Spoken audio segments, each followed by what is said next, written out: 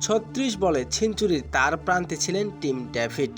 তখন অস্ট্রেলিয়া দলের জন্য প্রয়োজন ছিল ২৪ বলে ৪ রান।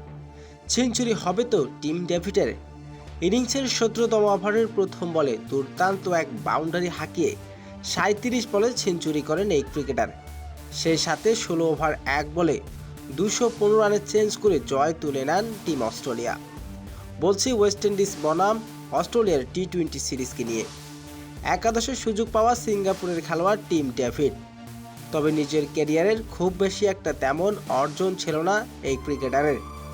তবে আজকের এক ইনিংসে সবাইকে ছাড়িয়ে গেলেন টিম ডেভিড।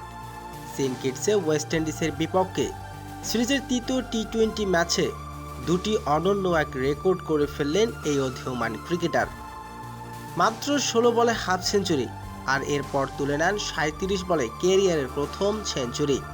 এটাই দ্রুত অস্ট্রেলিয়ার হয়ে প্রথম হাফ সেঞ্চুরি, এটাই সেঞ্চুরি রেকর্ড। তবে ইনিংসের শুরুতে দিন টস জিতে আগে ব্যাটিং করে নির্ধারিত ২০ ওভারে ৪ উইকেট হারিয়ে ২১৪ রান করেন ওয়েস্ট ইন্ডিজ। দলের হয়ে সর্বোচ্চ রান করেছেন হফ। তবে এদিন পঞ্চম নম্বরে ব্যাটিংয়ে এসে দুর্দান্ত শুরু করে দেন টিম ডেভিড। দলের হয়ে ১০২ রান করে দলকে দিন জয়ের বন্দরে পৌঁছে নিয়ে যান টিম ডেভিড। অস্ট্রেলিয়া দিন ২৩ বল হাতে রেখে ৬ উইকেটে জয়ের বন্দরে পৌঁছে যান তারা।